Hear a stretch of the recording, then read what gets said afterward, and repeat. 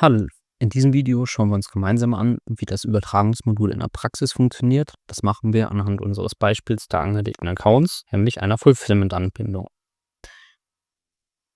Das heißt, wir schauen uns nochmal kurz unsere Accounts an. Wir haben einmal den Lieferschein und Tracking. Das bedeutet, wir exportieren an den FTP-Server, der hier angegeben ist, alle Lieferscheine mit dem Status freigegeben, die im Projekt Fulfillment sind. Und zusätzlich importieren wir die Tracking-Nummer und versenden anhand dessen auch eine Tracking-E-Mail. Zusätzlich haben wir einen Lagerzahlen-Sync. Das bedeutet, wir importieren Lagerzahlen vom FTP-Server, indem wir hier einfach sehen, Lagerzahlenempfang ist angehakt. Ich habe schon bereits entsprechende Lieferscheine hier angelegt. Das heißt, alle diese müssten übertragen werden. Das heißt, wir starten einfach einmal den Prozessstarter.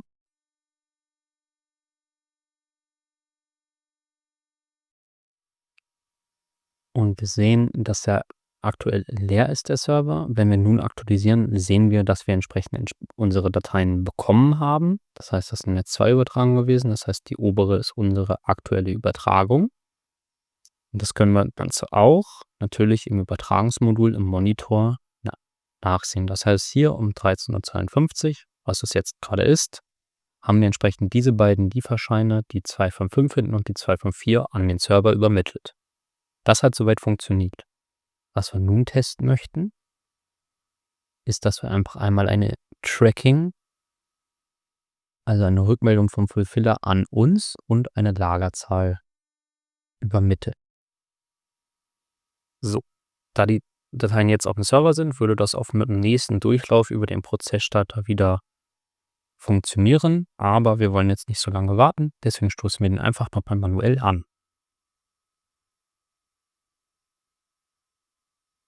So, das war recht schnell. Jetzt ist er wieder fertig. Das heißt, wir können einfach einmal ins Monitoring gucken.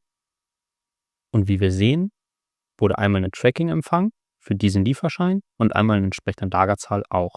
Das heißt, wir klicken einfach in den Lieferschein und jetzt sehen wir, dass der Status auch automatisch auf versendet geändert wurde, weil die Ware ist verschickt. Und wir sehen auch im Protokoll, dass die entsprechende Tracking-Nummer 1234, also einfach eine Test mit einem entsprechenden Link hier hinterlegt wurde. Die Lagerzahlen-Synchronisation passiert im Regelfall einmal am Tag. In dem Fall haben wir jetzt einfach beides zusammen gemacht.